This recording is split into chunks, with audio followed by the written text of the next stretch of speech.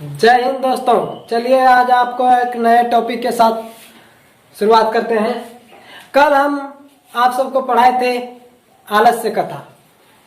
उम्मीद है कि आपको वो वीडियो अच्छी लगी होगी। यदि नहीं देखे हैं तो उसको पहले जरूर देखिएगा। चलिए शुरुआत करते हैं। आज का टॉपिक है व्याघ्रपथिक कथा।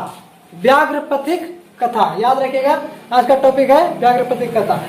यह व्याघ्रपथिक कथा जो है ये नारायण पंडित द्वारा लिखा गया है। किसके द्वारा लिखा गया है? नारायण पंडित के द्वारा लिखा गया है। व्याघ्रपथिक कथा नारायण पंडित के द्वारा लिखा गया है और ये हितोपदेश नामक ग्रंथ से लिया गया है। किस ग्रंथ से लिया गया है? हितोपदेश नामक ग्रंथ से लिया गया है। तो याद रखिएगा, व्याघ्रपथिक कथा नारायण पंडित के द्वारा लिखा गया है और यह हितोपदेश नामक ग्रंथ से लिया गया है। तो व्याघ्रपथिक कथा के लेखक कौन थे? नारायण पंडित। नारायण पंडित इसके लेखक थे और उसने इस कथा को किस ग्रंथ से लिया गया है? हितोपदेश नामक ग्रंथ से लिया गया है। तो याद रखिए, हितोपदेश नामक जो ग्रंथ है उसमें पशु पक्षी के माध्यम से मनुष्य के जीवन जीने के बारे में बताता है। यानी कि पशु पक्षी के माध्यम से, माध्यम कौन है? पशु पक्षी। बता रहा है आदमी को, डायरेक्ट नहीं कर रहा है, उदाहरण ले रहा है कम पशु पक्षी के माध्यम से। आज के समाज में किस तरह से आदमी पशु के तरह व्यवहार करता है, एक तरह से मान लिया जाए जिस तरह से पशु का व्यवहार है उस तरह आदमी का व्यवहार हो गया है। तो वो डायरेक्ट पशु के माध्यम से सिखाना चाह रहा है व्यक्ति को जीवन जीने की शिक्षा। किसके माध्यम से? पशु पक्षी के माध्यम से जीवन जीने की शिक्षा सिखाती है। कौन सा ग्रंथ? हितोपदेश नामक ग्रंथ। इसके लेखक कौन थे? व्याघ्रपथिक कथा के, और व्याघ्रपथिक कथा जो लिया गया है हितोपदेश नामक ग्रंथ से लिया गया है और ये हितोपदेश नामक ग्रंथ के लेखक नारायण पंडित थे। तो आगे देखते हैं। इस व्याघ्रपथिक कथा में एक वृद्ध व्याघ्र रहता है, यानी बूढ़ा बाघ रहता है। कौन रहता है? बूढ़ा बाघ रहता है, जो कि यानी स्नान करके तालाब में, सरोवर में स्नान करके और हाथ में कुश लिए, कुश जो होता है जिसको बांध लेने से व्यक्ति झूठ नहीं बोलता है। कहा जाता है, ऐसा मानना है कि यदि कुश बांध लिया है हाथ में तो वो तब तक झूठ नहीं बोल सकता है जब तक उसके हाथ में कुश है। तो एक बूढ़ा बाघ जो है स्नान करके हाथ में कुश लिए हुए तालाब के किनारे बैठा है और एक हाथ में सोने का कंगन ले रखा है, सोने का कंगन ले रखा है और कह रहा है, बाघ क्या कर रहा है? याद रखिएगा, एक बूढ़ा बाघ जो कि स्नान करके हाथ में कुश बांधे हुए और सरोवर के किनारे बैठा हुआ है और वो हाथ में और क्या लिया हुआ है? सोने का कंगन। और वो बोल रहा है, हे पथिक, हे पथिक, इस सोने के कंगन को ग्रहण करो। यानी कि जाने उस रास्ते से जो जाता आता था मुसाफिर, उसी को पथिक कहा जाता है, जाने आने वाले आदमी को। तो बाघ बोल रहा है कि हे पथिकों, इस सोने के कंगन को ग्रहण करो। संस्कृत में यही श्लोक दे दिया जाता है, इदम स्वर्ण कंगनम गृहताम। यह किसकी युक्ति थी? तो आप बताइएगा कि बाघ का युक्ति था, यानी वृद्ध व्याघ्र की युक्ति थी। यानी कि किसके द्वारा बोला गया है? इदम स्वर्ण कंगनम गृहताम, यानी यह सोने का कंगन ग्रहण करो।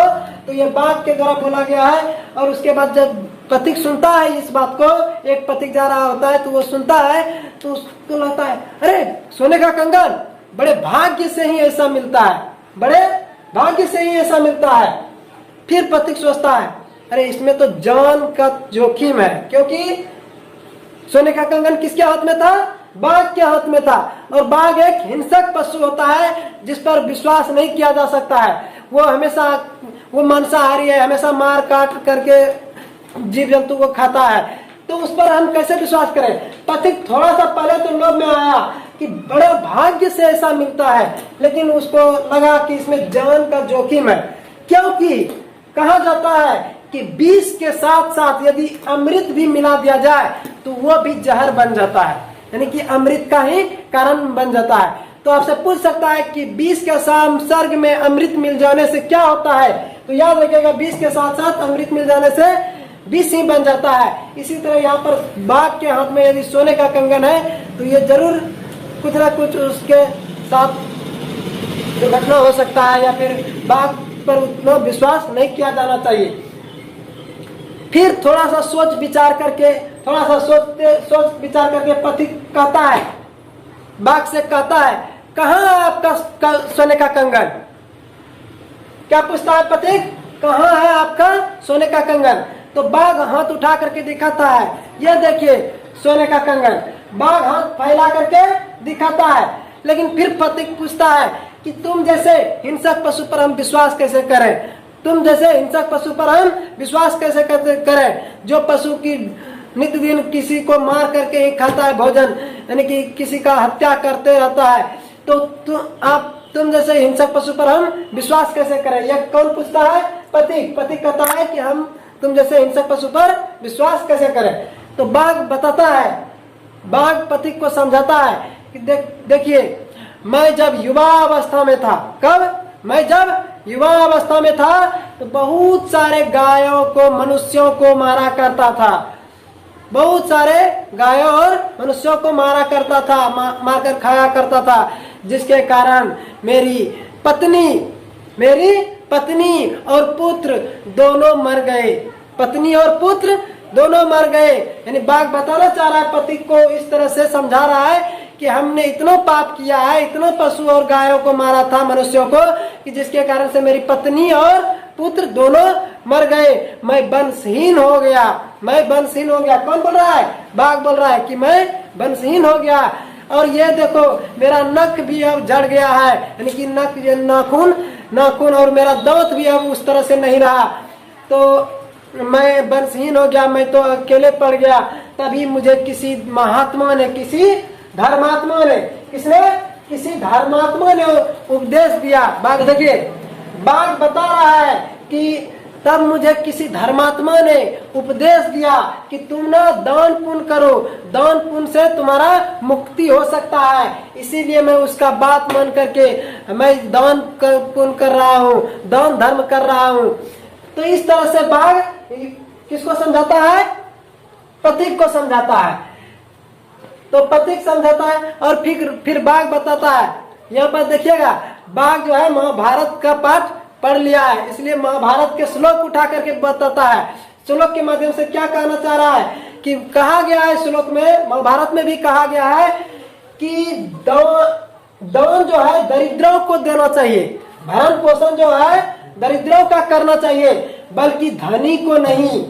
बाघ बता रहा है कि इसीलिए मैं ना, यानी कि जब मुझे मेरा वंशहीन हो गया, मुझे धर्मात्मा ने दान पुण्य करने के लिए कहा, तो मैं दान पुण्य कर रहा हूँ। और मुझे लगता है कि आप ही दान लेने लायक है। पथिक को कह रहा है, कौन? वृद्धव्याघ्र कह रहा है कि आप ही दान लेने लायक लगते हैं हमको, क्योंकि कहा गया है कि दरिद्रों को दान देना चाहिए, दरिद्रों का भरण पोषण करना चाहिए। धनी को धन देना से व्यर्थ है, धन देने से कोई मतलब नहीं बनता है, कह रहा है। और बाघ बता रहा है कि रोगी को दवा देना चाहिए। कहा जाता है कि रोगी को दवा देना चाहिए, निरोगी को दवा देना तो व्यर्थ है। निरोगी, जिसको रोग ही नहीं है, उसको दवा देने से क्या फायदा?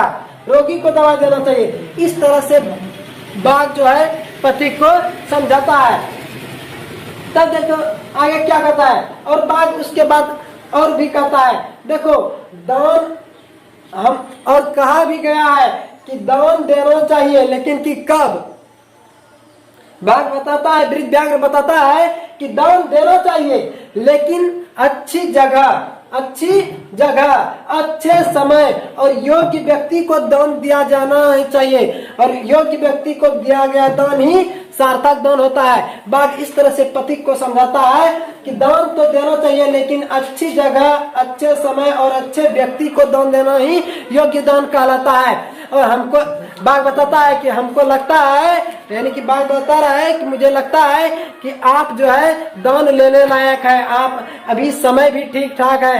बाघ इस तरह से बताता है कि अभी समय भी सही है, आप योग्य व्यक्ति है, हमको लगता है कि आप ही को दान देना चाहिए। पथिक बड़ा खुश होता है, उसको लगता है कि हमको अपना योग्य समझता है दान लेने लायक। पथिक बताता है, तो दे दीजिए मुझे सोने का कंगन।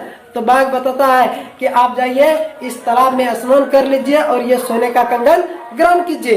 तो पथिक जो है जाता है सोने तालाब में स्नान करने के लिए जैसे जाता है तो वो बहुत बड़े कीचड़ में फंस जाता है। बहुत सारे कीचड़ में क्या होता है, फंस जाता है तालाब में स्नान करने के लिए।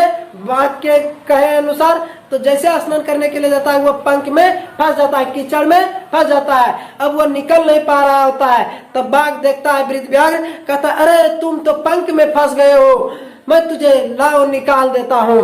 इस तरह से कौन बोलता है, वृद्ध व्याघ्र बोलता है। तो देखिए बाघ क्या बताता है कि तुम तो पंख में फंस गए हो, लाओ मैं तुझे निकाल देता हूँ। और जब बाघ निकालने के लिए जो जाता है उसके नजदीक, तो पथिक को लगता है अब तो मेरा जान चला जाएगा, अब उसको लगने लगा और बाघ आराम आराम से पथिक को खा लेता है, मार करके खा लेता है। तो इस प्रकार से हमने देखा कि इस व्याघ्र पथिक कथा से हमको यही शिक्षा मिलती है, कभी भी हिंसक पशुओं पर विश्वास नहीं करना चाहिए। नहीं तो जिस तरह बाघ के द्वारा उस पथिक लोभी पथिक को मारा गया और खाया गया, कभी भी हिंसक पशुओं पर विश्वास नहीं करना चाहिए। इस तरह से देखे कि व्याघ्र पथिक कथा से हमको इस तरह से मनुष्य के जीवन जीने का व्यवहार सबके बारे में पता चलता है। व्याघ्र पथिक कथा में हमने यही सीखा